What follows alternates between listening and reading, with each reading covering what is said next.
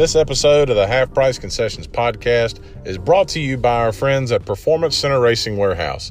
They're located in Statesville, North Carolina, and they have everything you need to go late model racing. They are not just the home of the PRW chassis, but they can also help reclip your late model if you ever break off the front or break off the rear because of your own self or because somebody else put you in the wall. The folks at Performance Center can get you took care of, and Roger Johnson is the man to see. Give them a call at 704-838-1400 or visit them online at performancecenter.com. That's PERFORMANCENTER.com. Performance Center Racing Warehouse, a proud partner of the Half Price Concessions podcast.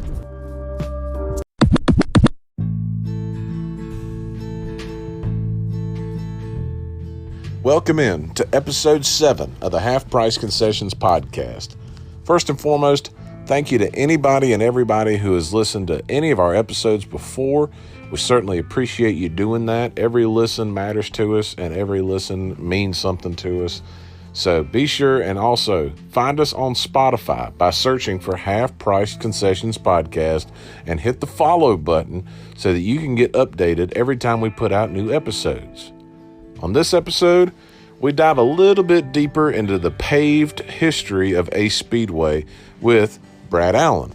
You might remember Brad from episode 4, where the conversation was geared a little bit more toward Brad's history of being the promoter at Ace Speedway and a former racer, and plus the relationship that he and I formed by being general manager and announcer at Ace Speedway during some pretty good years.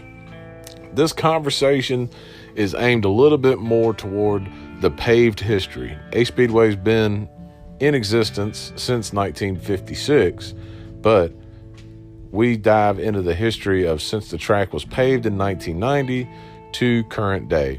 And also, thanks to some great response on Facebook, we even have some conversations to go over about said paved history. Episode 7, another interview with Brad Allen, this time about the history of Ace Speedway as we go back and forth from 1990 to the present, is coming up next.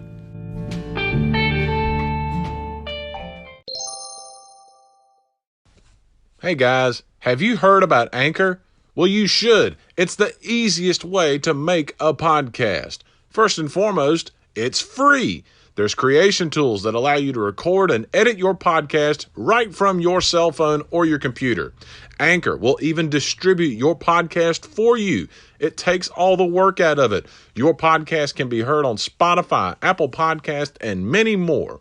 You can make money from your podcast with no minimum listenership. It's everything you need to make a podcast in one place. Just download the free Anchor app or go to anchor.fm to get started.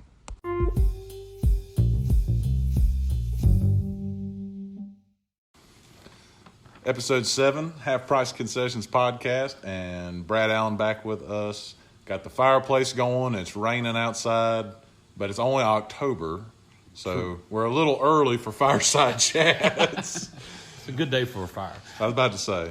But on the last time we talked to you, it was more kind of your journey through Ace Speedway and whatnot. This time we figured we'd open up a little bit and look at the history of Ace from 1990 going forward more specifically. We know Ace has been around since I think it was 56 when it started.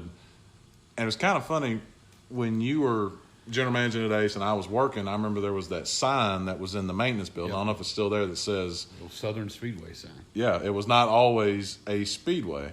When you were a little boy many moons ago going to Ace Speedway watching, was it Ace for your whole lifetime? No, it was Southern Speedway then, because that's when my uncles, Frank, Burness, Jim, David, the whole Massey family. I mean, everybody kind of knows Todd Massey from the paved era, so to speak. But the dirt era was, you had Massey's, you had Justice, you had Benny Davis. You just keep going on and on. Ray Tucker's. Bill Hall's the usual one I used to remember. Yeah. My good buddy G.W. Garinger, he always reminds me that he won the first one over there, and he was the man. And GW's kind of getting on up there in age, so you wonder if he's just talking off the top of his head. But you go back and just like these sheets we have here in front of us, the history backs itself up. And, those guys really set the stage for what Ace Speedway is today. From that little patch of dirt they made in a cornfield just so the kids couldn't run up and down the road. They built them a track back there, and next thing you know, they start racing at what was then Southern Speedway and became Ace Speedway. Yeah, there's a lot of these names on this champions list that we'll read off that either raced on that dirt or had dads and family members that raced on that dirt. And while we can't go through all the details of the dirt stuff just because it's a little beyond our purview as far as the fine details. Yeah, I remember taking my Hot Wheels and racing in the dirt while they were racing on the dirt.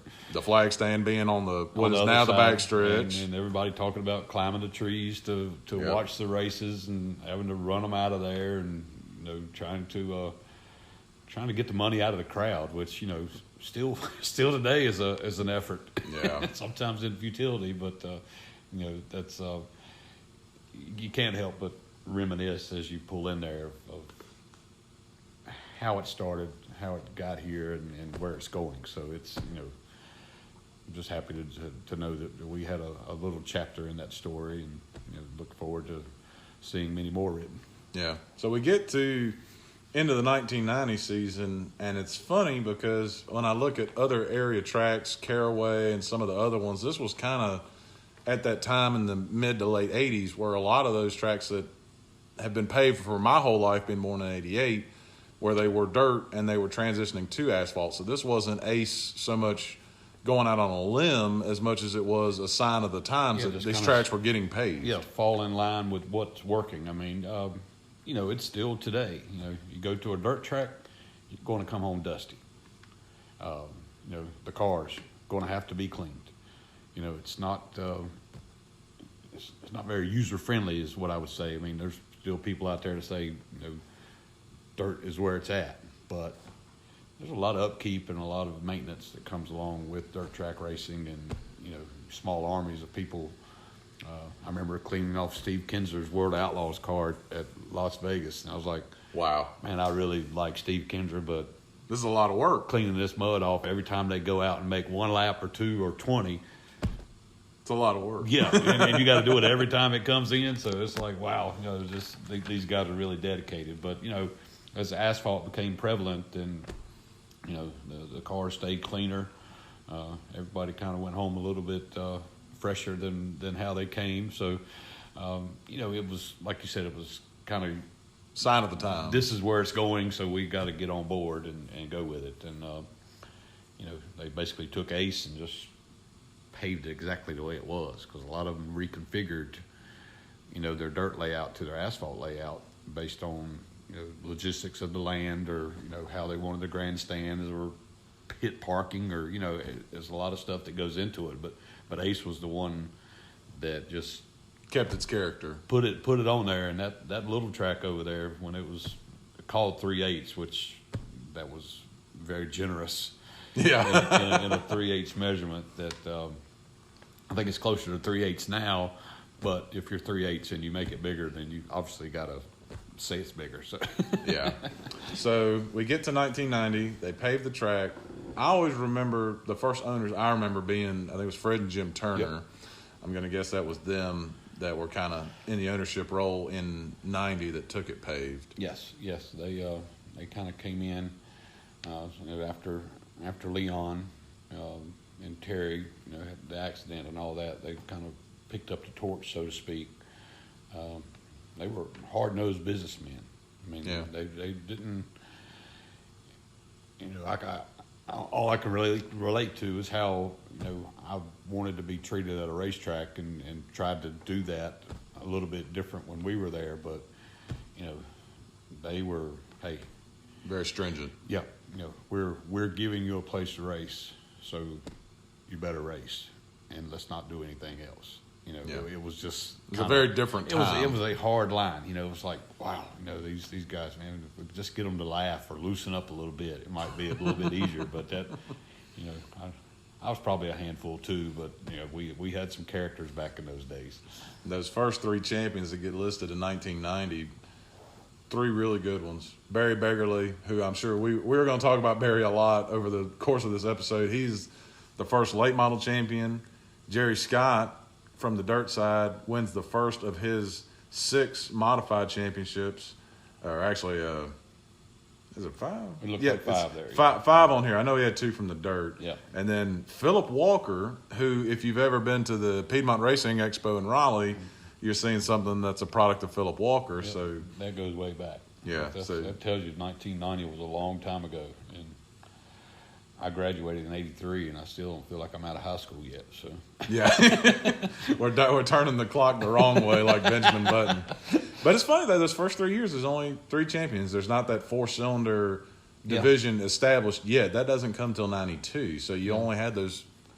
Well, you have to look at what cars were available. In that you're coming right out of dirt cars, which now everybody that was running Ace on Friday nights is going to 311. So I'm sure the pickings were kind of slim as to what would work. I mean, our modifieds, for instance, those were dirt cars that they just made necessary changes to run on the asphalt. And we ran it 4 inches for a long time because of those cars. Yeah, the ride height was 4 inches off the ground, and so you had to honor those until you phased them into the current what modified is now, the 2-inch chassis, and all the updates that everybody's done to make those better cars.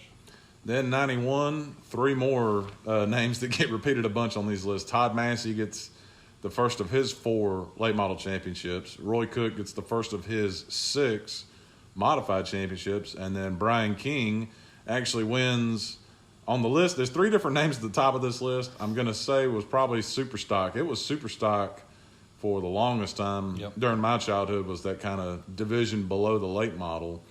And there's the old Camaros and good-looking race cars. It's funny, though. It's just you getting your first 2 late model guys off the bat are the 2 that's going to come up later in a Facebook question we got about who's the greatest of all time. But, that kind of shows you, who was good at Ace always stayed good at Ace. Yeah. And if they were good at Ace, they were probably pretty good elsewhere, because Ace has always been a driver's track, and if you could get that car to get around there and hustle that car, then you took those talents and you could go about anywhere in this region. I mean, I say the region, the Mid-Atlantic or Virginia, North Carolina, South Carolina. Yeah, and you would have success, because that baseline that worked at Ace would work at numerous other places, and obviously these guys had talent. So it's not, this is also, just to hit on Todd Massey, this is pre Westcott. I think a lot of people my age that think of Todd Massey at Ace think about the Purple 3, and they think about him, driving for Westcott and driving to Myrtle Beach on Saturdays. This 91 title is before that, I believe. Yeah, I think this was the black and gold car. Yep. It was the old Womack Electric, I think, was on it. Todd's probably going to chime in and tell us what He'll Facebook comment what exactly was, but Todd being my cousin, we hung out a lot at racetracks. I remember riding. Those were the days that you could almost drive the race car to the track. And there were no seat belts or booster seats or anything like that in the back seats, and we'd always see who could stand up on their knees the longest without falling over, as Uncle Frank's driving a 311 at 100 plus miles an hour. That was his practice, because he's always got there late. Yeah. And that was his practice, was straightening those roads out between here and Madison Mayodan. And Todd had a lot of experience. I remember Mike Massey told me a story about him and Robert Turner going with Todd to a dirt track up in middle of nowhere, Virginia, called Log Cabin. Yep. And how Todd's mouth about got them all killed in the middle of nowhere, Virginia. they had to grab him off the trailer and throw him in the truck and get out of the infield. That probably happened more often than not. But, you talk about passion. Todd Massey's one that had passion. Again, he's family. But when you do look at this list, the name Massey just resonates. You knew what that 3 car was bringing, and that was my first car, was a hand-me-down from Todd Massey car from the 1994 championship. So I was like, I got the champion's car. I think I can. I should be able to win. Yeah, well, that was until my first practice when I practically destroyed it, thinking I could go fast. You weren't Todd Massey yet. No, not yet. Never will be, I guess. So now we get to 1992. Now, bear in mind, everything I'm saying about these before '94, I'm purely going off other people's words because I wasn't cognizant till '93 when I was 5 years old. But '92, you get a little bit of an outlier. You get first mini stock champion Rod Barber, first of his two. Ricky Billings, who is still my favorite super stock driver of all time, gets the title. Jerry Scott wins again in modified. And then you get one of the guys that only has one late model title, Michael Rich, who I didn't know much about. We talked about it a little bit before we hit the record button. He was a guy that I heard so many people talk about moving on up to the Busch Series, and he was able to kind of get on that up and up before that window kind of closed for late model guys. Yeah, Michael Rich, that was a dominant season. I mean, I forget somebody out there, Robert Isley or somebody could tell you exactly how many he won in a row, and I'm sure the Turners could tell you because they had to pay him a lot of money. He won a lot of races that year, and he was running. You know, it wasn't because nobody was there. Yeah, Michael Rich went against the best Ace Speedway ever had to offer. You got a Barry Begley in his heyday. You got a young Todd Massey. You got a lot of talent out there. Made him look bad. I mean, he, you know, like I said, he rolled off that many victories, and you know, the cars weren't like they were today. There wasn't a whole lot of technology. It was basically a stock clip on the front, and you know, it's not a purpose-built race car like we have today. You found some stuff and you made it work, and you know, he was one of the last gladiators, I guess, that worked on his own stuff, had success with his stuff, and got the opportunity to move up because of what he accomplished.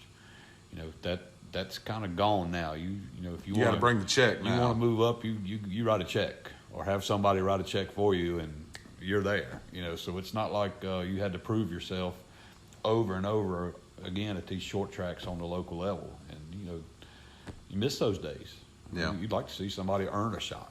You know, it would be nice. I mean, there should be a program that they can earn a shot, and you know, I guess there are. The Colwicky thing comes to mind with Justin Carroll, working his way up there, but it's not like they're few and far between opportunities. Yeah, it's not like Rick Hendricks standing outside the turn 4 at Atlanta watching a young Jeff Gordon go around sideways and go, I think we could put him in the car. I think we could sign this kid, but a lot of stuff has changed since then. Then we get to '93. Rod Barber goes back to back in mini stock. Steve Hatley gets first of his 2 super stock titles. Name there. Roy Cook again, his second title, and then Barry Begley is the late model champion, but that doesn't tell the whole story because '93 for the NASCAR national title was, I think it still is on record as the closest. It came down to 1 point for the national title where Barry Begley, I think he had to go to Caraway. He had to run head-to-head against a guy named Dennis Setzer, who was pretty darn good in his own right, and had to beat him by 1 point. It was probably the best national title chase there probably ever was in NASCAR. And it was done the right way back then, too. This was not loading the field with back markers and starting parks. It wasn't starting parks or something out of another division that you added in there to get numbers, or you had to have minimum car counts to get maximum points. You didn't have that problem back then. You had 20 cars everywhere. Well, I mean, we averaged, 95, I think we were 24 strong. You think 24 on a 3/8 mile track, and a lot of these tracks aren't big tracks, and where you had to go, you had to route, gouge. If you got a spot, you earned a spot. Yeah, there was no give. Yeah, it wasn't guys just pulling over and letting you go, and you had to earn your keep, and for Barry to pull that off, and you mentioned Dennis Setzer. I mean, there's another legend, Hall of Famer somewhere. I mean, that they'll eventually get to these people. I hope that they get the recognition they deserve. So then we get to '94. Now this is the best name on this list, Trader Dunnington. Yeah, I don't remember Trader at all. He is the mini stock champion in '94. He breaks Rod Barber's hold on that division. Do you remember that name? Do you remember anything about him? I remember the name just because we were going. The name says character. And Trader was a character. I mean, I really don't know what Trader Dunnington's doing today. I mean, or haven't really heard from him since seeing that name on the list there. But I want to say, I mean, it was a young division. It's only the third year they run the 4-cylinder rear-wheel drive. There's a VW division. Rabbit in here somewhere that ran over there. I think that comes up the next year. That might be the Carmichael thing. Okay, but mini stocks weren't just mini stocks. They were what they could get out there. Yeah. And they were 4-cylinder, and if it had a 4-cylinder, it was racing. Yeah. And that was a cool part of the division because they were probably the closest looking things to what we were driving on the road. Well, you were driving to get to the racetrack. Yeah, because you had the gas crunch and all that stuff, so everything was downsizing, getting away from the muscle cars and stuff like that. So, I think if you look, the Chevy Camaro kind of quit being made there. Yeah, it went away somewhere in that era. And mine was a Pontiac Firebird that I got from Todd. I mean, that '94 championship he won was the car I started with the next year. So it was it wasn't a Townsend or a Hedgecock or it was not a Tri-County buggy. It was what you found. Yeah. Steve Hadley gets another super stock title.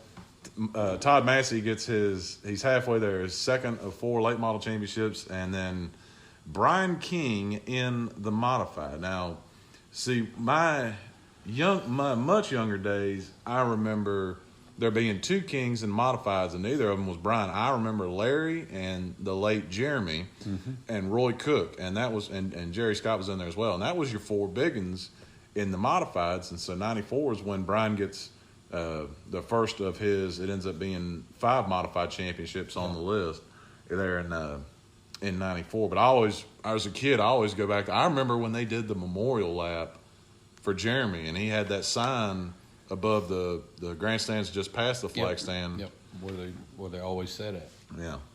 So then we get to '95 and another a different late model champion this year. Dean Ward finally gets his first one, but I don't think that's being fair to Dean because Dean had been, I don't know, I think this was the green 77 car he was running. It might have been, but I mean, Dean he'd been getting up there too. He was another name that was growing. He was everywhere. I mean, Dean didn't just run. I mean, he kind of cut his teeth at the stadium, mini stock or 4-cylinder legend there. And, when Dean came into in the late model, take no prisoners. I mean, very hard-nosed driver. Oh man, I mean, and Dean's still that way today. I mean, he don't take a whole lot of junk off anybody. He still runs a modified, but he's looking after his boys. And we were privy to watch both Dylan and Trevor grow up at Ace, and now experiencing success. Dylan at Bowman Grade, Trevor on the Cars Tour, and running up front in all the big races. So it's nice to they get it honest. Nice to know they didn't fall far from the tree, and they are their daddy's boys because they show his style a lot. Yeah, I just remember.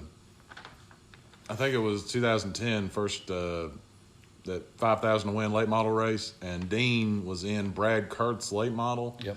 And it was a restart, but I think 3 to go, and Dean almost went 3 wide in a turn 1, and thank God he thought better of it, or he would have took Rodney Cook out. He wheeled that car to a podium finish. I mean, because you remember that car ran back half of the field most of the time, but then when it came go time, he was right there. Good side story on there. You can probably tag Sherry Allen. There was an episode rolling down pit road where the Dean Ward car got a mysterious water bottle that bounced off the driver's side of the windshield there. They might have wrecked a guy in a tin car somewhere around. But that was I've actually got the paper clippings from that one. I'll get to read that one. I showed it to Dean one day, and we got a good chuckle out of it. So, like I said, you don't realize it at the time you're in it. Yeah. But when you get away from it, you look back and you're like, wow. Good memories. Wouldn't trade that for anything. So that's Dean Ward's first late model title in '95. Brian King repeats in the modifieds. He's up to 2 now. And then Dean Fogelman pops up on the list for the first time in the Super Stocks. He wins it in '95.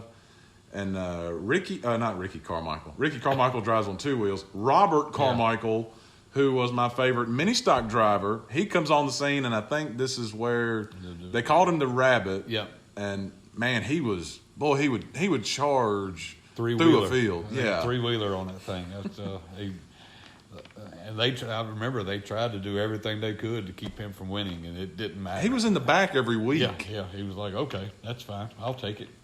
I'm still coming to the front. So Then we get to 96. Robert Carmichael repeats again in the mini stock. Another name that's going to come up in NASCAR, Keith Montgomery. wow, no gummies on there. And he wins the super stock title in 96. He goes on later in life. He tries to run late models, but Keith, I think, makes his bigger footprint in the sport, doing setups and all the behind-the-scenes stuff that he's so good at. Larry King wins the modified title, and Barry Beggerly, back in 96, gets what is now his third late model championship. So now, just look on the late model side. Barry Beggerly's already at 3 championships. Todd Massey is at 2. You got Michael Rich and Dean Ward sprinkled in there, but I mean, Barry Beggerly already 3 titles, and the track's only been paved for 96. That's 7 seasons. And at the same time, you look at 96 there. It was, Orange County was a NASCAR track then too. They were holding bush races there. And he's winning championships there too. You're looking at what he did at Ace, but you look at where he was at South Boston, at Orange County, at Caraway. I mean, New River Valley Barry was doing it anywhere, everywhere, and that black Woodall 82. That car never changed. Iconic. I mean, I don't know how they're not still on that car, to be honest with you. Now, there might be some behind the scenes. Maybe. That's probably a different story. Yeah, we'll leave that speculation for when I interview Barry.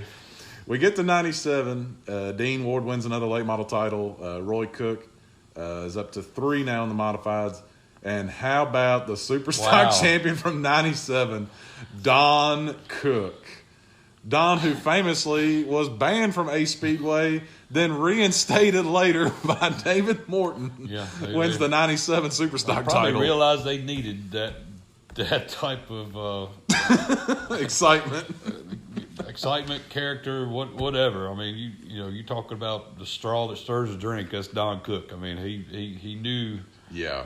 I hated racing against him. When he moved into modified, it was like, oh my gosh, I need to move out. But we used to. I'm gonna tell you a funny story. So at this time, my uncle would let me go over with him, and we'd hang out at Richard Bailey's shop out in Mebane near Eastern Alamance. And Don Cook was just up the road. Richard would call Don on the cordless phone, and he'd have me sitting in the car, and he'd be like, "When I give you the signal, you flip the switch to fire the ignition up." Don would pick up the phone, and Richard would give me the signal. We would fire the race car up, and Richard Bailey would hold the phone at the tailpipe. He'd wabow right just to wabow Don Cook. That's pretty good. God, he'd get pissed. I'm sure it would stir him up, but it didn't take a whole lot to set Don off anyway. I mean, all you had to do was, if you got too close to him on pit road, you had to fight him. He was tough. Yeah, it wasn't no playing in that game. And then all the friends of my youth in 97 will love this one. Justin Labonte. Yeah, that's pretty cool. Wins the mini stock title, and he was sponsored by Slim Jim. Yep. So when he would do good, they would pass out the Slim Jims, and us kids lived for those Slim Jims. Y'all were probably quicker back then too. Y'all could get around and pick them on up. We were a lot lighter. I think we all added a few lbs. I said quicker. I didn't say nothing about being. I'll say it for you. Or not heavy. So. We get to 98. Jerry Brown wins the mini stock title. Ricky Oliver. Wow. Boy, I remember that name. Yeah, super stock title. Roy Cook wins another modified. And then here is first appearance of Robert Turner. But again, that's not fair to Robert. Robert's around during this whole time running against these guys. But, I mean, the competition is crazy. He finally gets a title in 98, though. Yeah, I can talk 2 hours about Robert Turner and what he means to me. Robert and I race go-karts. I mean, that's how I got started. And that was going by, checking up on him. I'd gone off into softball and gotten away, and then you kind of look back and seen the guys that you ran go-karts against. They're having success. Stacy Compton comes to mind. And, oh, wait a minute, we outrun him. And Steve Lofton, wait a minute, we outrun him. And there's Robert kind of cutting his teeth, and I'd go by there and help him. One of the funniest stories, memories seared in my mind. My dad was helping Robert, with the motors and stuff like that, and Robert, he's always trying stuff. He probably never took the same car to the racetrack twice, but he had to do something, had to work late, and we were tasked with getting the car over to the racetrack. Yeah. So I'm like, heck yeah, I'm driving Robert Turner's car. I'm going to unload this mama. Well, I back it off the trailer, and the first thing, it hangs the dang fender well. Oh. And rips the whole nose off. Oh, and no. You talk about being, literally sick. So spring into action, get the rivets, get the gun, putting it all back on. And it was putting the last rivet in when Robert walks up and goes, ripped the nose off, did you? I'm like, come on, dude. How'd you Was know? he mad or was he just like disappointed? As he always looks at me, just shakes his head with, man, way to go. You just don't have it, pal. You just don't have it. It was how he knew from me putting one rivet in there that I basically pulled the whole front end off his car. It's like, wow, this is not. That was the old 2 car. So yeah. So the 98. Now that's kind of a point where you have to, I think, cut it a little bit because now the track goes through a change. The track is sold by the Turner family, not the ones from today. And ownership goes over to David Morton, who you might know from Dave's Discount Furniture Warehouse and the mall and all these other businesses. Probably a commercial or two. Definitely. Please buy furniture from my daddy. That's what I always remember. Dave was smart about that. And then when David comes in, I remember all this buzz because we knew at the end of 98 the track's going to get stretched out. The layout is going to be changed. Turns 1 and 2 is going to get stretched out. The bleachers are going to get replaced. Whole facelift. A new logo comes in. All this stuff is taking place. And there's a question about the configuration debate, and we'll get to that later. But I mean, it's a pretty radical change. It was. Well, one, you're talking about brand new asphalt, which, like I said, we're looking at when the thing got paved, and, you're basically looking at 10 years, and there wasn't a whole lot of technology back in those days about how you pave a racetrack. I mean, you look at some of these surfaces that are still around. Hickory comes to mind. You talked about that. Orange County comes to mind. It's still the same way. This is a big undertaking. It wasn't friendly asphalt. I mean, it was asphalt, but it wasn't friendly to what it does to your tires, your setup, the weather changes that hit it. I mean, it was very fickle material there. And so for them to come in, one, it's getting repaved. 2, now it's getting lengthened. Yeah.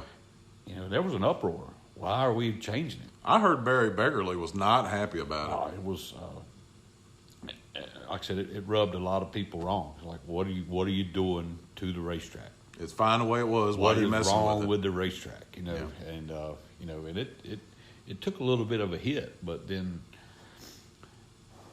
it proved itself to be, now you've got a tough layout, which was all corners, no straightaway. Yeah.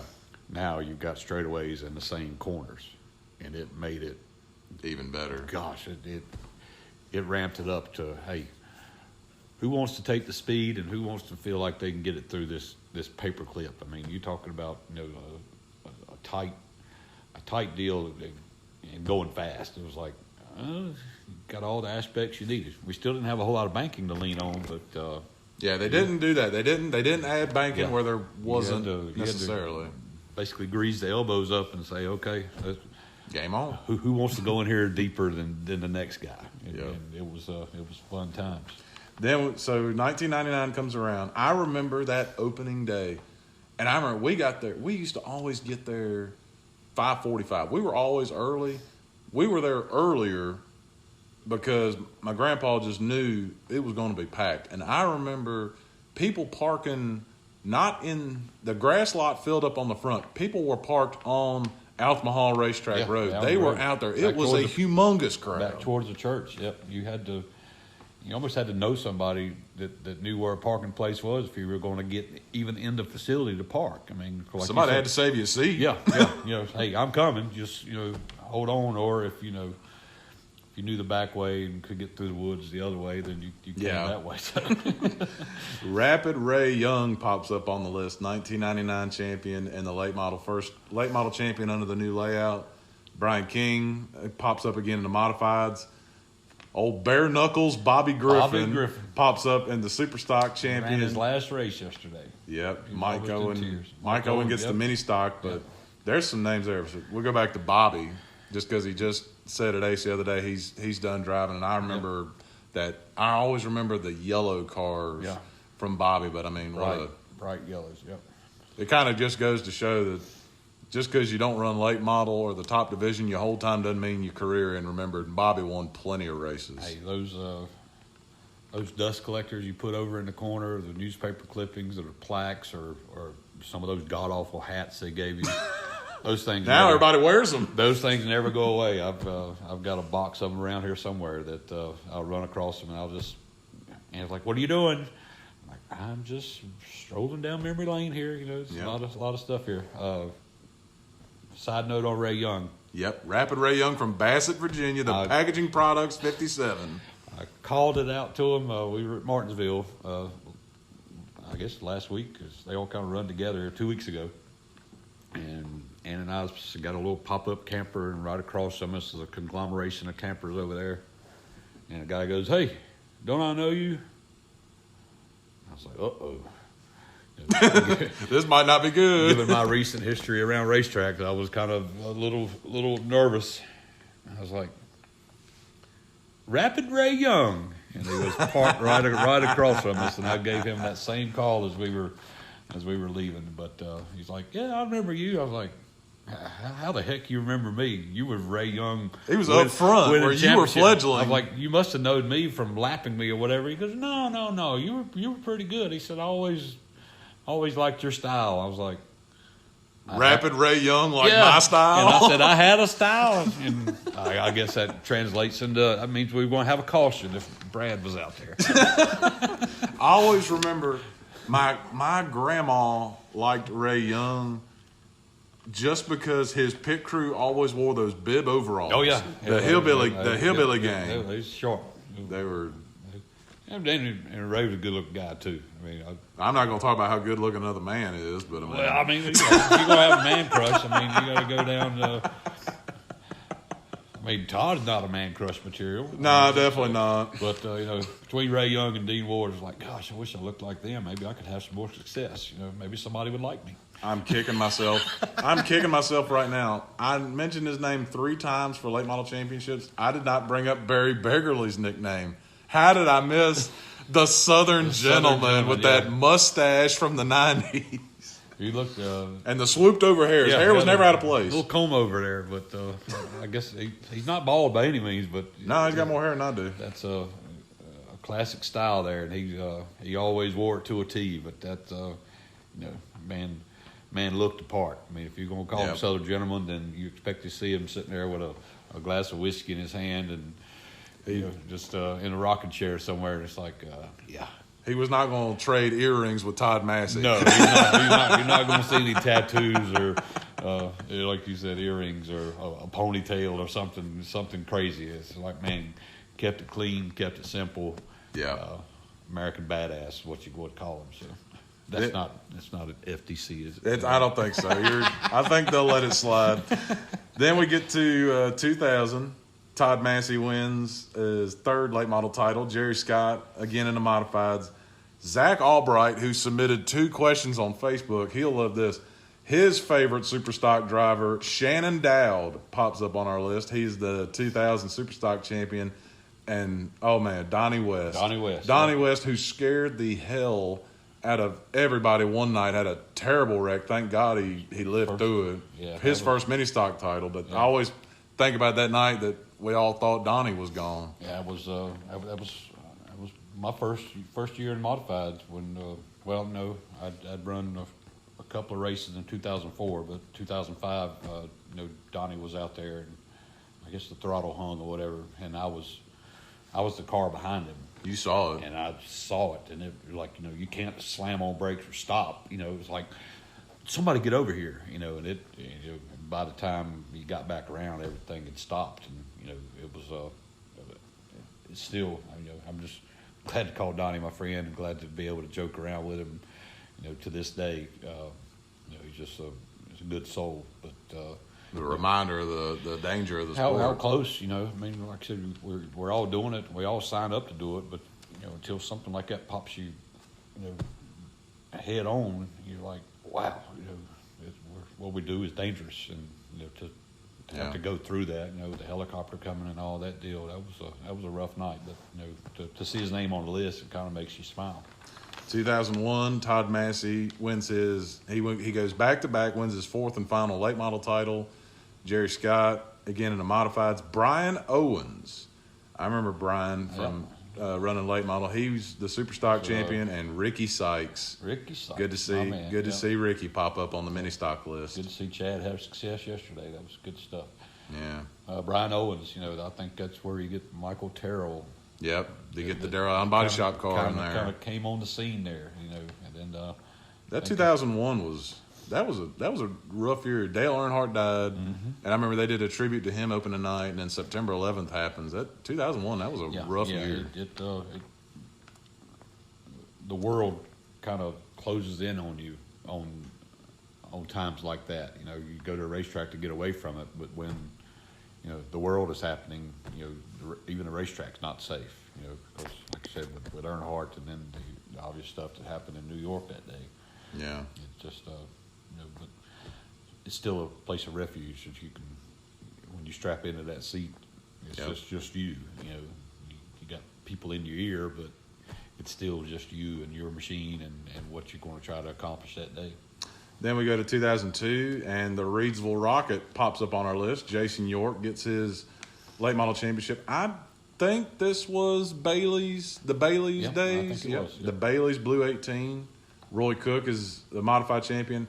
Mike Bledsoe. That's a boy. There's one that's still around today. He wins the super stock title, and Donnie West gets another mini stock championship. But Jason York, that was back when Bailey's cigarettes, number one, was allowed to advertise, and number two, they had a car at every track. Yeah, they had quite an array of talent behind the wheels of those cars. I think we're going to come up on another guy here 2 years later that you'll mention, but that's where Timothy Peters kind of got his start, and there's I think Brandon McReynolds. Yeah, was driving a Bailey's car then. It seems like that was almost the holy grail if you got to the point that you in a Bailey's could car. Put Bailey's. I mean, I kind of see Solid Rock Carriers in that same breath today as Bailey's was then. It was like, but it was almost a prestigious thing because Bailey's was sponsoring the 300 lapper at Martinsville too. So it was like, hey, we're doing good enough to warrant this sponsorship. Yeah. You're welcome to drive one of these cars. One of these blue cars. They all had the same style, same design, same number type thing. You just changed the number on them, and that's how you told them apart. It's a shame they kind of got kicked out of doing it because, I mean, kind of in the same breath as Solid Rock Carriers, and there's been others as well, just those sponsors that come around that they weren't just sponsors, they were just great friends of the sport. Yeah, they truly did it for love of the sport and not, return on investment. Yeah, I mean, there's obviously some return because, people want to know who they are, but like I said, when Bailey's and obviously Winston gets kicked out because of regulations and stuff like that, it's just kind of, I guess that's how it kind of set the table to how the world has changed going from there forward. Is how you could put certain pressure on certain people and things would happen, and now everybody wants to do it about everything.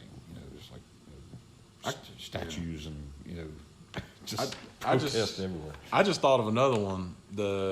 When it was the Hooters Pro Cup, the old man who had started Hooters, obviously never got the return on his investment, all the money he put into the Pro Cup, and they had two divisions. And then when he passed away and others took over, they were like, well, that's a lot of money to sink into something we don't see return on investment. There was another friend of racing. Yeah. It was more commonplace, I think, back then than now. Yeah, well, because, I mean, look, racing is not as popular now as it was then. Yeah. I mean, that's just, it's hard to say it, but that's just that's where we are. It's just a fact. There's a lot more draws on your time and a lot easier to take a phone and look at something as it is to to plan a day to go out to the racetrack like you did back with your grandfather and all. 2003 comes around, and Jesse Engel III pops up, mini stock title. Phil Bryant. Man, that's one of my favorite interviews of all time is a Phil Bryant interview. He gets the super stock title. Jerry Scott gets his 5th modified championship on a Speedway, paved A Speedway, I should say. And then Speedy Fawcett from Mebane in the old 37 car is the late model title winner. Speedy was my hero because we kind of went down the same path, just trying to break through. It was always like it was a hard ceiling, and you just kept banging your head. I was like, God, if I could just get one good finish, just one good night, or maybe 2 good weeks, things will change. And for Speedy, it did. Yeah. But he stayed with it. I just couldn't. I mean, I done run out of patience, money. You kind of saw preferential treatment being given out here and there, and you didn't. Just kind of lost. I guess you lost the joy of it because you felt like you're already beat when he got there. But Speedy stuck to it, and when he broke through, man, he really broke through. And I think kind of like Robert Turner before, where I said Speedy's name pops up in 03 as the winner, as the champion rather, but he's there long before. I remember days when Speedy Fawcett and a guy named Rodney Cook were battling for 7th. Oh, in late model races. That's where when I say that I wasn't very good in late model, that's who I was racing with. Yeah. And we, another name that pops up, Ray Von Clark. We were all right there together, and it was like, there's Richard Landreth and Jason Gully and Todd Massey, Robert Turner, Barry Begley. It was like Jay Fogelman. Yeah, Jay Fogelman's not on this list, but he's there. Old Libby Hill, and Donnie Apple. He's not on that the list. Biscuitville 88. Yeah, so it was like when you look at the rundown, I'm like, that did pretty good. I finished 9th. Yeah. Look at who I finished behind. There's so many names that aren't on this list. I'm only getting the champions. There's so many names that are there on a weekly, semi-weekly basis. Yeah, go back on a Times News or an old program that you get. Larry Tomar did such a good job on, and look at that roster. That's a heck of a. Just look at the talent. Roster. I mean, not just at Ace. Grab one from South Boston, grab one from Caraway. And no one was there in a rent a ride. Everybody was earning their spot. You had to find a way to, one, make that thing better, and then the way you had to race. You spent 2-3 nights getting everything back. I mean, if you wanted it to look good the next week. And keep in mind, everything was painted back then. There wasn't no wraps. Vinyl back then. No wraps. There was some duct tape involved, but, you do duct tape and then take some spray bomb and hit on it. But, you had to paint these things. There wasn't I'm going to get a new wrap or I'm going to change the whole design. It was, nope. Hey, can we get one more race out of this plastic nose? Yep. Then we get to 2004. Tommy Horner. I remember that one from the mini stock. Tommy Horner. Phil Bryant goes back-to-back in the super stocks. The Professor, Bill Wilder, pops up on our list. Geritol crew. The Geritol crew. Talked about. He wasn't Geritol then. Bill was. He was just a professor. He was older. He looked like the Albert Einstein. What always comes to mind. So. I always thought he kind of looked like the guy from Back to the Future. Yeah. If he had a DeLorean, he would. He would play the part for sure. And then Frank Denny Jr. pops up. I don't want to talk about him. Oh, FDJ. He's a great guy, but I still got a scar under my arm from where was that you flipping him off in turn 3 or was it turn 2? Coming off of turn 2, he had just dumped Robert, and he was pissed. I wasn't happy at all. I climbed the fence, and then the fence didn't want to let me down. It kind of stuck its way up in my arm. I was like, I got to need some help here. I think he was driving for Sarge Talley. Yeah. Frank Denny and Todd were teammates. Oh, God. Blonde-haired kid from California and earring Hall River Todd Massey. Yeah, and it was, they were they do the Malachi Crunch on Robert every week. And, and you were not happy. That's what stoked my desire to get back into it. I mean, I didn't get back into late model, but I was like, what, I got to have a piece of this racing action again. We got to find a way. 2005 comes around, and a couple of hiccups on our list here. not the names I'm going to say, but the names I won't say. Peanut Vernon gets his first of 2 mini stock titles. Roy Cook wins the modified, and Robert Turner gets his second and what would be his final late model title in 05. But there is no super stock class in 05 or 06. I guess they had combined these classes. I guess, Brad. Well, it's kind of like it is now. You were phasing out one. We're moving into purpose-built race cars now. Yeah, we're moving out of the actual cars. And they were trying to find the motor combination. There were so many combinations out there that, if you stuck with one at a track, you kind of cut your losses. It's like, well, we're only going to have a handful of cars. And I think that's really what happened at Ace is the cars dwindled because they couldn't take the motor that they were running at Ace and go somewhere else and be competitive. So it almost became like a one-track pony, a singular purpose race car, and it wasn't good for it. And like I said, it was kind of a transition as to what was a late model, what was a limited.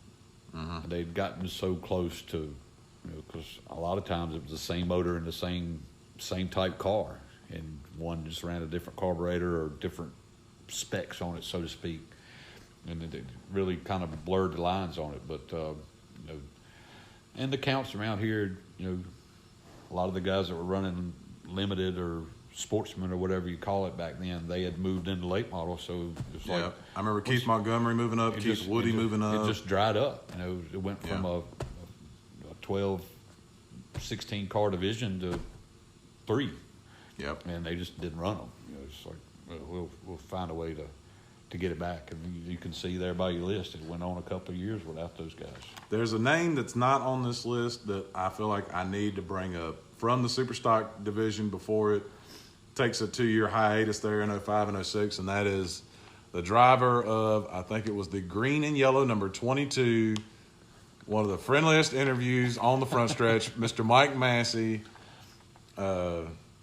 Always worked the sponsors in, but I remember as a kid, I was a Robert Turner fan, but I didn't hate Todd Massey. I didn't like him because you couldn't like both of them. Yeah, you can't like both of them. My grandpa likes Barry Begley, and then Mike Massey comes along, and we used to debate. My grandpa used to debate other old men in the grandstand about thinking Mike was not of the family tree because his interview personality was so different from the fiery Todd Massey, who was so successful and winning 10,000 win races. Mike comes along, and it's such a different dichotomy. There's no polar opposites in brothers. It really isn't. I mean, you can't. I mean, there's outside their last name. That's probably the singular resemblance that you have between them. Yeah. But make no mind, they are Massey blood. Yep. And the question comes out: who's the greatest at Ace? Who you think the GOAT is? Mike Massey is the only guy that has won a race in every single division at Ace Speedway. That's pretty cool right there. Every single one that they've ever run at Ace Speedway, Mike Massey has won a race in. I'm surprised Brian King doesn't pop on the list, but he didn't. I don't think he runs super stock. He went from mini stock to modified. Yeah, to late model. I mean, but like I said, from an extreme car, to a mini stock, to a super stock, to a modified, to a late model. I mean, subbed in his brother's car and won a late model race in his brother's car. That's something. Subbed into my backup car and outrun me in my backup car, and I'm like. Pretty cool. Hey, buddy, you ever thought about maybe doing that? I don't, but it kind of goes along with the Massey thing. I mean, you look at all the Masseys that have, when I go back to my uncles who got all the accolades. Yeah. David was probably the best one out of it. He just chose not to. I never heard about David Massey. To run it as much. I only heard about Frank. Yeah. Well, I mean, but, Jim Massey ran convertibles. He ran. Actually was teammates with Lee Petty when young Richard Petty come along, and that wanted to be a 3-car team, and he's like, I'm not driving the third best stuff. So, Jim Massey got out of the Petty Enterprises before Richard Petty started racing. I mean, it goes way back, buddy. It's good stuff. Now we get to 06, and now it gets fun. Peanut Vernon goes back-to-back in mini stocks. Again, there's no super stock division. Rodney Cook wins his first of 2 late model championships, and a kid named Brad Allen pops up for the first of 3 times as the modified champion. Who'd have thunk it, right? It's so cool that you and Rodney win your first titles the same year, because you've both been out there so long, and you finally hit the crest and get some hardware. We talked about that night. I mean, there's a photo I still have of me, Rodney, and Peanut, because Peanut had won his second one. And, Peanut was a character anyway, just like hanging out with him. But, it was almost like the nod, tip of the glass or the hat. I had to get out of your way for you to win this thing. You had to get out of my way for me to win this thing. Because, I can't be Rodney Cook, never will be. No one ever will be. But we were just talking about that earlier today. I got my racing start because of Robert Turner. I learned how to race because of Rodney Cook. And it was, hey, some people would say, take an 8th place car, finish 8th, and be done with it. That was what I was drilled into. I was like, no. That's so hard to do. And I kept getting run over by a guy in a 1 car or a guy in a 14 car. And I'm like, hey, dude, we're racing for 8th. Nope. I don't care. I'm going forward. I'm going to finish 7th. Yep. And if I can't finish 7th, I'm going to finish 6th. You know what? By the time I get all these people out of my way, guess who's going to win? So Rodney if you're Cook. In my way, get out of my way. From center off, that's racing. If you want to, if you want to go with me, come with me. And it was, and it was hard because I didn't have a whole lot of money. I didn't have the resources, and really didn't have a whole lot of people helping us. But to watch when he got to that stage and I got to that stage, that's when everything changed for me and Rodney. It was, we're the same person. Yeah. And I'm so thankful to call him, a dear friend. And that goes back to there because, you look on the next line. Yep. We did it again the next year. 2007, Rodney Cook and Brad Allen again. A.J. Sanders pops up on our list. And then Joseph Tucker. I remember him trying to run late model, I think, in a white number 7, a Bill Black Chevrolet. Mm-hmm. I don't think he had much success as far as I know, but I do remember his presence. Yep. But A.J. Sanders popping up on the mini stock list. If you look in A.J.'s history, if that's his first one, that like I said, because Peanut was the man. Oh, yeah, Peanut was tough. And then once you see who took over after Peanut won his 2 there, and you'll bring them back up. But that's a legends. That's a legends call on mini stocks from where Peanut was. And AJ was a guy who had run at the old Concorde before they stretched it to the Triangle in late model. And would run anything. Yeah. He would jump in anything, and I mean anything. Still will. Yeah. That has not changed. Showed me the way. Then 2008. This is interesting for me because this is when I popped back up as a fan. Michael Tucker, first of 5 mini stock championships. John Moore from Pelham. Yeah. He pops up first time on our list. Brad Allen, 3rd modified championship. And Dean Fogelman in his 71. Now, Dean, it's funny. I remember 08 because there was controversy between Speedy Fawcett and Rodney Cook. They were not allowed to park next to each other. Yeah, they had to be on opposite ends. They were not very happy. And Dean is in the right place. He does what he needs to do. He runs consistently. He kind of avoids the fray a little bit, and he earns that 08 championship. Yeah, I don't think he won a race that year. Yeah. But, he steady. I mean, Dean's always been steady. I mean, he takes what he's got and gets the most out of it. And, you look down, it's like, well, I didn't know he ran 5th because he wasn't 5th all night. But, all of a sudden, he's there at the end. And, that's always been a hallmark of how Dean races. But, when he won that one and, we got our 3rd one, I'll be honest with you, late models then, it wasn't the way it was. It wasn't the way it is now. I mean, that division was undergoing some growth pains too, everywhere. And some things that were happening at Ace that wasn't very favorable either. I failed to mention at the end of that 06 one is when ownership changes again. Yeah, I'm glad. David Morton to Abraham Wojciechowski, and now you have the out-of-town ownership, which throws another wrench into the stew. Yeah. But now we go to 09, and this is when I'm back being a full-time fan. Michael Tucker goes 3 in a row. This is his second mini-stock title. Ziggy Zimmerman. Mike Ziggy Zimmerman. He actually did win something then. He won it in 09. Bless his heart, about as wide around as a toothpick. But, man, my grandpa loved him. Ziggy Zimmerman. Brian King wins a modified championship, and Speedy Fawcett gets his second late model championship. This is Doug Smith was in. I think Doug said in an article he had a 3-year contract. And he got booted out of there. Yeah. Larry Rose, whatever his name actually was, is in there. The crowd is terribly down in 09. I remember that. There was nobody there. It had became a go-kart track by then. It was all go-karts over there. I mean, I think it was a struggle. Probably the limiteds and the modifieds were the only ones getting double-digit car counts at the time.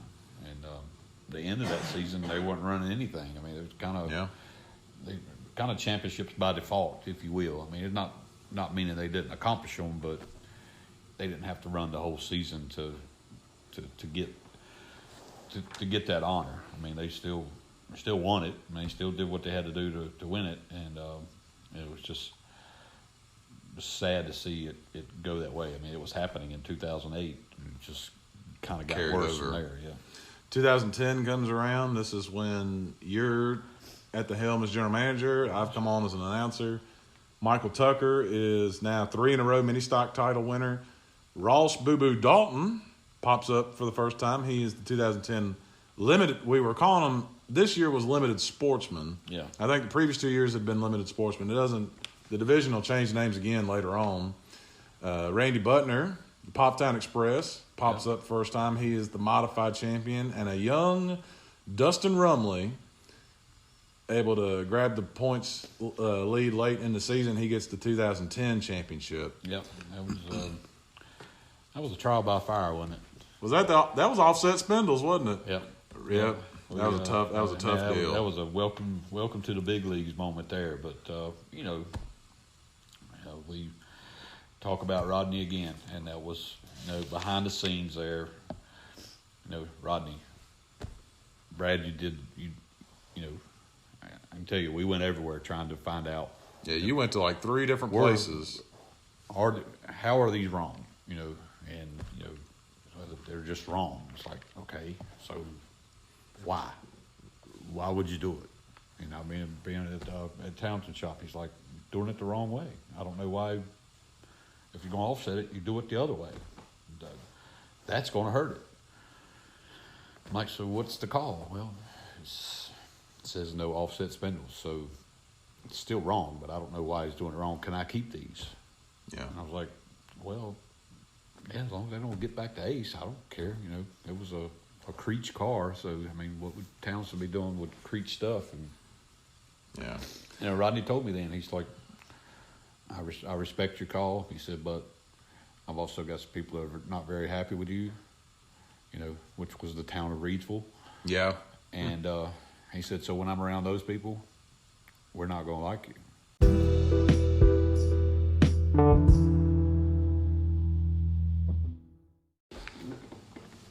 So we come through 2010. We've named all our champions and stuff. And one thing that happens in 2010 that is very interesting is the reemergence of Barry Beggarly. Now, to this point, me as a Ace Speedway fan and employee, I don't even know if Barry Beggarly is still alive. Yeah. I just didn't know him on that kind of personal level. And he comes back to racing, and I'm like, is that the same guy from the early 90s in that black 82 car? But sure enough, he comes out and he gets lapped, I think his first or second race, and I had to actually stop myself from calling the race. And I told Adam Smith, the newspaper writer, who thankfully he put it in because I think it helped paint the picture of the story, was, I can't believe I just saw Barry Beggarly get lapped. Got lapped twice his first race. Yeah, I had to move over flag for the 82. Latter part of 2010 when he first started coming back. And, and Barry had been out for a while. His son was running, but, Barry liked what he saw that we were doing and how things were progressing. That, you know, especially after we got through the first part of the year, where so many people wondering, you know, how are we going to get this thing turned around so quick? And then latter half of the year, we started seeing that and seeing it happen. And then Barry shows up, and it's like, wow. I mean, enough to bring the gentleman out of his retirement. You know, that was one of the questions. I was like, hey, that is the man. I mean, Yeah, that's the man. I mean, I got to race against him. I mean, I got to see him pass me a lot of times. I'll never forget, I was driving Todd's car at Orange County. We had just put our new motor in it, and it was the big race at Orange County. We had won the transfer race and got to start at the rear. And we were the first car lap down. And then back in those days, you didn't do cones, you didn't do double file restarts. It was single file lap cars can pull up to the inside. So there I am on the front row with Barry Begley. You know, he's leading the race. I'm the first car lap down. I was like, ha, let's get it. Yep. We fall off in there. First lap, I'm hanging with him, going down the back stretch. I actually ease out ahead of him a little bit. And I was like, oh, this is really happening. Exit of turn 4, car breaks loose, and I'm spun out in front of the whole field, and it was like, oh no, this is not good. And it was bang, bang, bang, bang, bang. You know, just trashed that car. But I told Barry, I was like, that was about one time that I hung with Barry Begley. I actually got a nose out in front of the man, so that was pretty cool. 2011 comes around, Barry runs full-time and picks up a very popular championship in 2011. Gary Young Jr. gets his modified championship. Finally. He's been out there for a while. Yeah. There's so much in 2011 to unpack. Dylan Bassett wins limited late model. AJ Sanders wins mini stocks, but I'll go class by class. So with Barry, it was the weirdest thing because I am so used to in the environment where everybody knows each other as far as racing with each other. There's, I think, a healthy respect for the majority of them. But with Barry, everybody was a fan. And these are guys that are driving against him. Everybody was like Robert Turner interrupted an interview I was doing with Barry Begley to tell me how much Barry Begley was the man. It was so weird. It was so different. Well, you're sitting here watching football, you know, and you know, Tom Brady's going to be that iconic thing, but this would be like Terry Bradshaw running back out onto the field. Yeah. And, whoa, wait a minute. You know, I grew up watching you. You're folklore. You're the guy people tell stories about and how it was back in the day, and now you're here. And you got to remember, a lot of the people that were racing at Ace then, it was their fathers that had run against him, or you know. Or they were a young, scrappy kid. Yeah, the people that ran against him. I mean, Robert Turner looked up to him because I looked up to him, because anybody that raced against him, you had to look up to him because he was beating your butt. And now he's back out there, and it was like, we're racing with royalty. You know, it's almost like a ghost came back, you know, and you talk about that admiration and, you know, but at the same time, he's tough. He's not a pushover. Don't rub him wrong. I think Dustin Rumley learned this one. Rodney Cook learned it the hard way. Yeah. I mean, there's a number of them that learned, you know, hey, don't poke the bear. Yeah, he'll still wave that preacher finger out the window at you. He'll give you the nudge or the slight little rub down the thing. He's like, you really want to do this? Because I know how to do this. Yeah. We've done it a lot. I think he was quoted as saying, if you race me clean, I'll race you clean. He said, but if you run me dirty, I'm not afraid to get dirty. Yeah, I know what dirty is. Yep. Yeah, I probably got more dirt than you ever played in. Exactly. But just incredible. And I think also another thing, I'm belaboring on Barry Begley, but it's hard not to. A lot of older people. Oh, yeah. I mean, my grandpa on my daddy's side never spoke of Barry Begley to this point. But when Barry came back, there were so many of those older fans that were like, oh, man, Barry Begley's he's racing and he's winning. Yeah. Like, the cool thing, I mean, and I didn't divulge this to a lot of people, when Barry came back to Ace, there were a lot of tracks at that time that started calling Barry, hey, courting him. Won't you come up here? And he's like, no, I raced where I wanted. You didn't want me then. No, this guy wants us.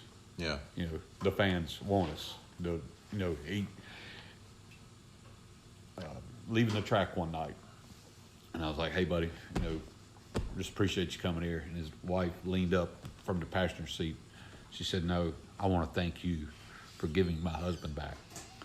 Wow. He had been out that long, and you undergo a change. I mean, I'm doing it now, but when that spark came back, for her to tell me that, I was like, "Are you freaking kidding me?" Yeah. Barry has done so much for this sport, and you're telling me thank you? No, heck no. We're not going. There's no way you can spend this, but another guy that you couldn't even walk beside of just because you were too small. He was so big. And now when I see him, it's an embrace, it's a hug, it's how you doing. And it's like, I can't thank this sport enough for giving you these opportunities that we got through just trying to run a racetrack. Pretty crazy. Gary Young Jr. getting the modified championship. Gary in his younger days, or his a bit wilder days, the only thing I will say about the banquet, his table was a sight to behold. And they got a little rowdy, didn't they? They got very rowdy. I don't know if he had a written script or what, but Gary got his championship. Now, here's an interesting one. Dylan Bassett, the spark plug, the 44. Normally, what happens in support divisions, and sometimes in late models, but it's not quite like this. When someone wins all but 2 or 3 races in a year, they get booed because people get tired of seeing the same. Jeff Gordon got booed. You get tired of seeing the same guy win.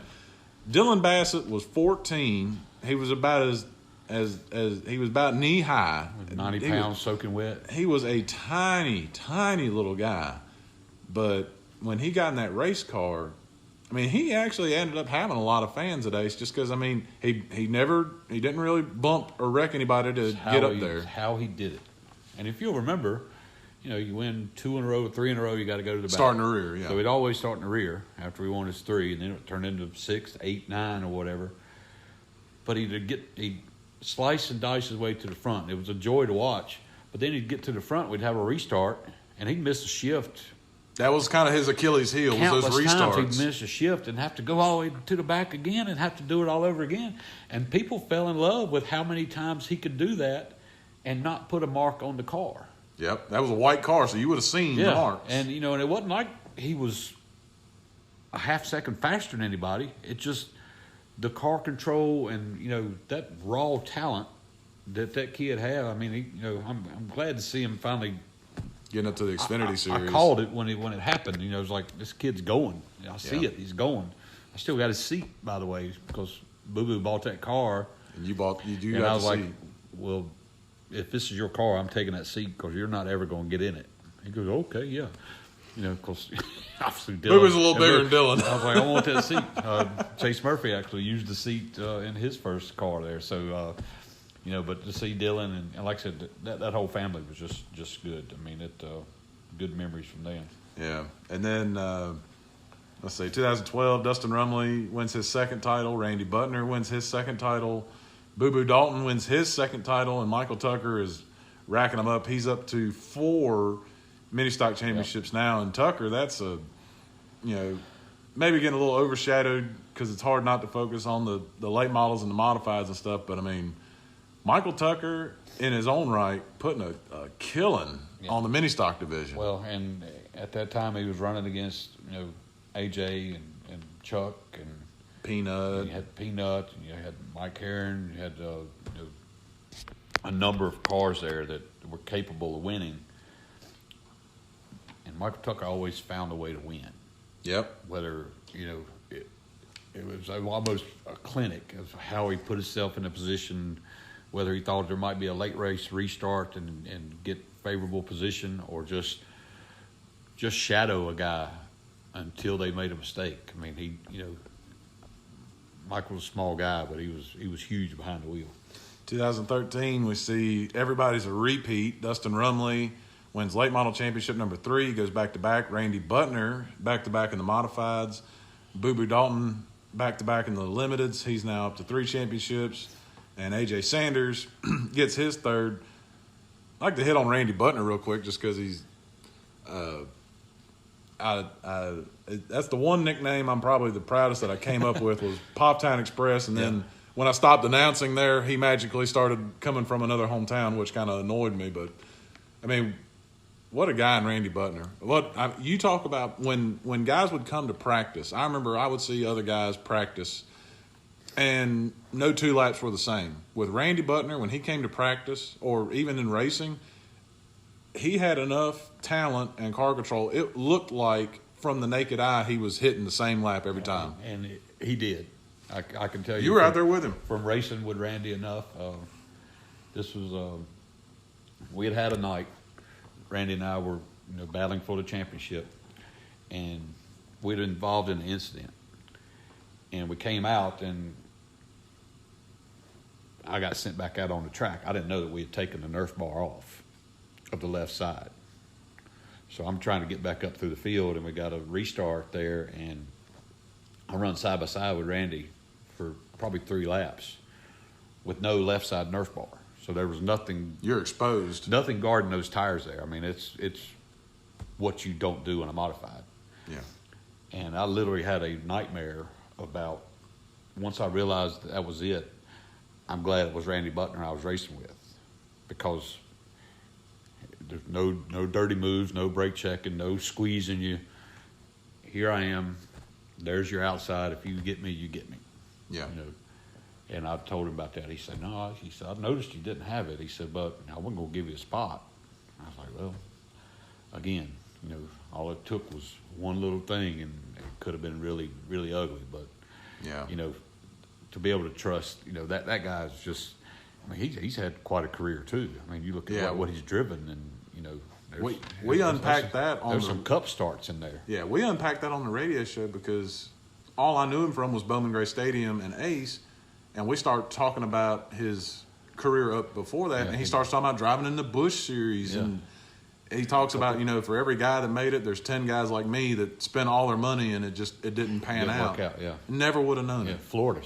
Because he didn't brag. Never about him. About him. It was super guy. And, with the professor and the Geritol gang, as you so aptly called them. Yeah. There's no better group of guys at any racetrack anywhere. Absolutely. Then 2014 comes R.D. Smith, a guy who he pops up in 2014, but R.D. has been here long before 2014. He wins the late model championship. I remember R.D.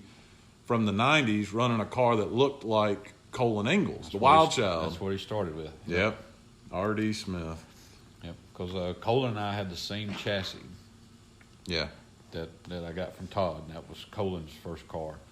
And I'd have to go over there and let Colin make the necessary adjustments to it. And little RD that was his first year.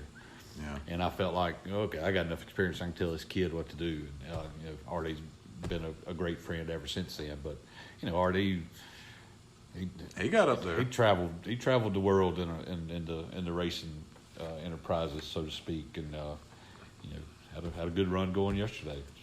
Stuff happened, but for him to win the track championship and have that run at Martinsville, where drive through the field, look like he's going to win the thing, and him and another guy get together. RD's always represented Ace Speedway well. And RD, it's kind of cool. He pops up here in 2014 as a champion, but RD had self-admittedly he had burned himself out. Yeah.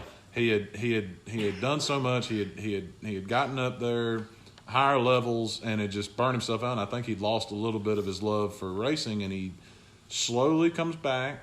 Race here, race there, run some limited races, and he gets back up there, and it's cool to see him come back and win a championship. Yeah. Brian King wins his 5th modified championship, adding a ton of wins on that. And then the limited late model champion. I was looking at that one. This is funny. Sheriff Terry Johnson here in Alamance County was the grand marshal one night, and the limiteds were the main event. So I'm thinking, at this time, we're talking about Jason Payne, obviously. Yeah. Jason Payne is an employee of Terry Johnson. And he goes to give the command, and I don't pretend to tell Terry Johnson anything. He's the authority. Terry Johnson says, "Gentlemen and Jason Payne, start your engine." That is correct. I remember laughing about that. It's still funny. It's good stuff. But, Yeah, I mean, you got him on the list, but Another guy that's been around for a while. Jason was awarded a championship. Yeah. But then I had to carry that championship to the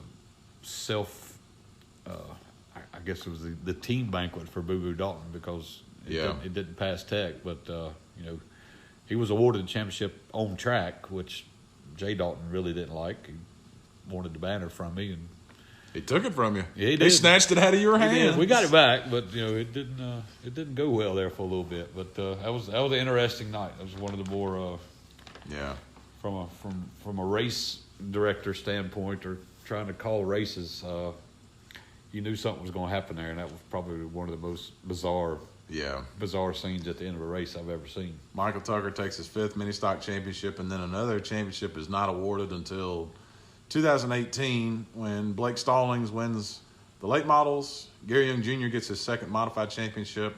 Ross Dalton gets his 4th limited late model championship, and Chuck Wall, another guy who's been there for a while, gets his mini stock championship, and that really takes you up all the way up to, I'm not sure who the 2019 champions are, but that kind of takes us up to that point. But now, for everything on the back end, thankfully, 2 of my buddies, one of them who's on this podcast quite a bit, gave us some questions. Okay, here we go. So, Zach, I love the questions. Yeah, we'll start out with an easy one. Zach Albright, who was the biggest Shannon Dowd fan I ever knew, he put out a funny one. Who was a better flagman, Johnny Fogelman or a young Thomas Scott? Now, it's funny because Johnny was the flagman forever. Yep.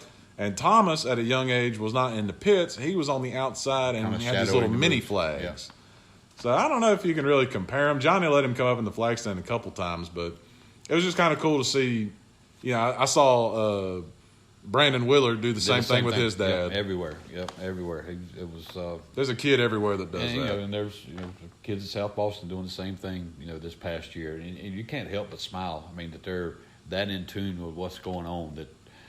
And then you see it develop. I mean, Hunter Rose in the flag stand now. Yeah.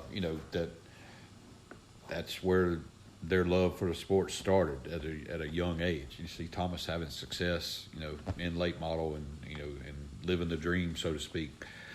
And then Brandon Willard, probably the premier flagman. Oh, easily in racing. He's my favorite to watch. He displays the colors is like how I have to say. And even his dad, Danny's like, he's better than I ever was. So, and then, you see people gain little mannerisms and stuff like that. And then, no, we don't go to watch a flagman, but if the flagman does a good job, you pay attention. He adds to the show, like an announcer's supposed to. There you go. Here's one. Buddy Payne submitted this one. Did you prefer the old configuration or the newer one? I don't know who should take a swing at that first. You drove on both of them, so you've got a different point of view. For a fan, I think they both had their good and their bad. It's hard to pick one over the other because you couldn't go back to the old one. But I mean, I don't know. I think they were both fine. I don't have a preference in my opinion. If that question would have been posed in the year 2000, would have been all one way. It'd have been the old one. Yeah. Now, and I say the new configuration. You remember we put the concrete down in 1 and 2. Well, you did. In you keep saying we. I didn't have nothing to do with it. We were running the racetrack. So it's never been I over there. It's always been we.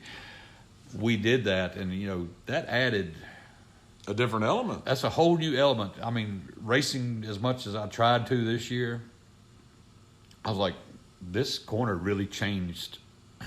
Having that concrete down there. Having that. I mean, you can turn left to miss a wreck is why it was put there. Now they're racing on it. Yeah. So, I mean, it's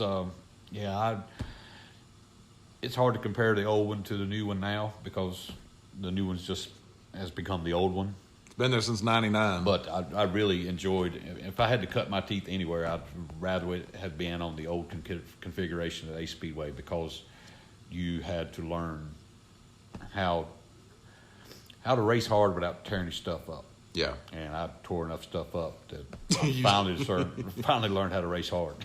Here's another one from Zach. This is an interesting one. Why was Brian King so successful in modifieds but struggled in transition to late models? Now, I'm going to Brad, I know you can speak more to the performance side as far as a driver. I remember Thomas Scott started in the modified and then went to a late model. And Thomas always told me, I wish I had not gotten in that modified. I wish I'd have gone mini stock to limited late model and then late model. He said because the transition from modified to late model was so great, I think he felt like it handicapped him a little bit because those cars drive so different. Yep, the weight issues and the offset. It helped me coming from a late model to a modified. I can tell you that. It felt easier because everything's exposed. You can see what's happening. You know, you look at Brian, he went from modified to late model. And, to say he struggled in late model is not very, that was a tough crowd to run with. Not very fair. I mean, there were some really good races that involved Brian King, and they were always top 3 stuff. It wasn't like Brian King was lap traffic. I mean, he was up there. He's on podium. He was there. It didn't happen the way he liked it. Brian King likes to win. And I mean, and to be fair, I think it's a little unfair standard because he did so good in the modified. It's hard to be like anything less than that is a disappointment. Yeah. Because there's a lot of guys on our list that did less than Brian and are successful drivers. Yeah. And then when Brian came back to modifieds, we talked about that going to the 2-inch car.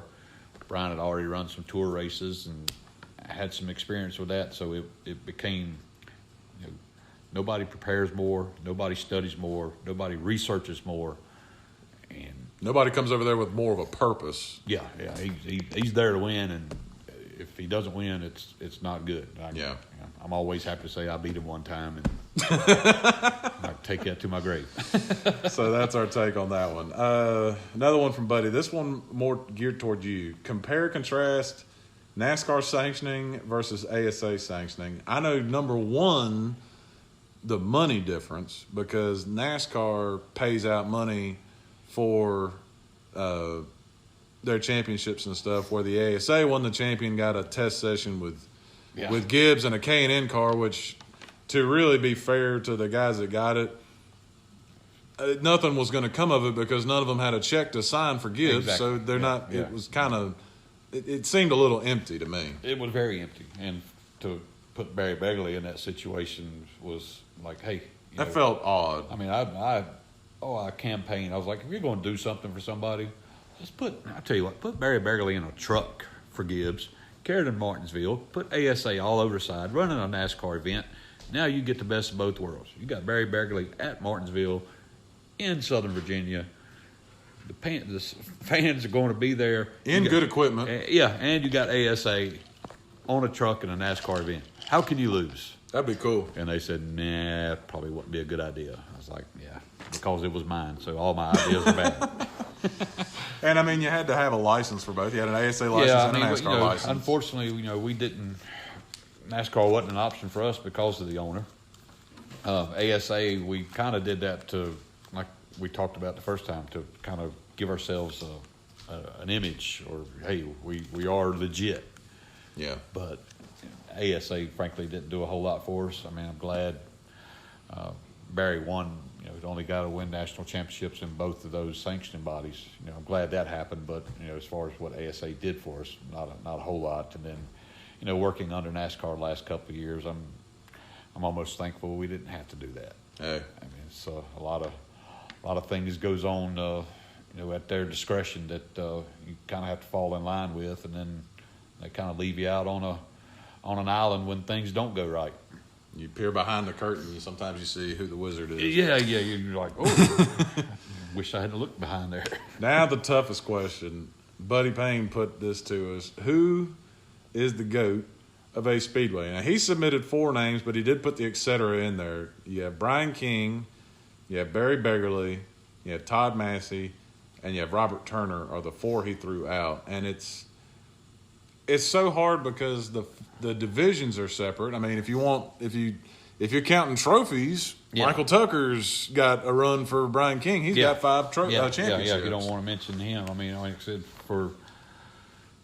I guess you're going to look at the iconic name for A Speedway or who the GOAT is. You got to go with the feature division. So if our feature division is late model, two guys with 4 titles are Beggarly and Massey. Yeah, and then you look at... And Robert Turner's got the most wins. Yeah, Robert Turner got the all-time wins thing, but if Barry Beggarly won his first title in 1990 and then comes back 21 years later and wins another... That's a pretty span of greatness right there that, a lot of things happened in those 20-some years. Yeah. And so it's an easy question for me. I mean, I just consider Barry the GOAT of late model racing anyway. I do too. Not just Ace Speedway, but if the GOAT of late model racing raced at Ace and has history at Ace, then he is. But I think everybody had greatness in their own right. You've got to put some close seconds in there to, Todd, Robert, probably the hands down dominant driver in any division would have been Brian the way he did it. Yeah. But it's the modified division. I don't know if you can just have one. I think with Beggarly, the 4 Ace titles, the 4 Orange County titles, the South Boston title, the 2 national titles, it's hard to put anyone before Barry, but I think just everybody had when you say these 4 names, all 4 of them had the great run in them. Yeah. Beggarly's run gets a little spaced out because he does the comeback, but I mean, when Todd Massey was on, he was the best at that time. Still nobody. If you had to put a substitute driver in your car, oh boy, that'd be the guy you turn to because he's going to figure it out. Yeah, the guy could drive anything. So I don't think you could put one. I think, in all fairness, you'd probably have to do like a Mount Rushmore, and you have to put 4 or 5 or so. Yeah, because one would be out kind of in the front, the other 3 flanked to the side. Depending on what angle you look at. But to me, Southern Gentleman is front and center right there. I mean, if it's George Washington, the father of our country, then Barry Beggarly's the father of late model racing around here. And that was that 90s. I cannot overstate how tough late models were in the 90s. You had him going. You had Blankenship going. You had Patterson. You had, Muggs Harefield. You got, people forget about the Grub boys. I mean, I got to branch out from Ace to South Boston, and just, between those 2, it was like, man, I feel like we're top 10 material, but we can't run top 10, and you got to get out of it to see why. It was it was amazing. Yeah. Well, I think we have burned enough tape, and we burned enough where we had to start another track to finish this episode. Obviously, there's a whole lot of history we could not cover just because we'd be here for 6 hours. And which is probably going to happen one day. Yeah, I'm sure. We'll probably come back and do another fireside chat about it. We could do a whole episode on certain personalities. That's for sure, yeah. the behind the scenes. Yeah, but that's just a look at the champions and some of the previous names and the questions and stuff. So I think on that one, we'll let the fireplace burn and we'll turn the recorder off. But thank you again for doing this, brother. I appreciate it. Brother. Always a good time, buddy. Like I said, you're always welcome. I'm always there for you. All right, brother. We'll see.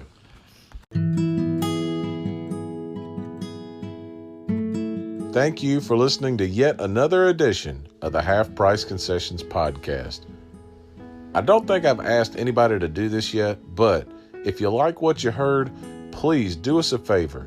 Whether you listened on Spotify or on the Anchor app, hit the share button and share this episode out to your friends and your family on your social media pages, whether it's Facebook, Instagram, Twitter, Snapchat, whatever it is. We would love to try to get these shows out there where more people can hear them, more people are listening, and maybe we can do some, different content and whatnot and get some better feedback. So please hit the share button and get it on out there so that other people can hear these as well. Thank you so very much for it. We hope that you have a blessed day.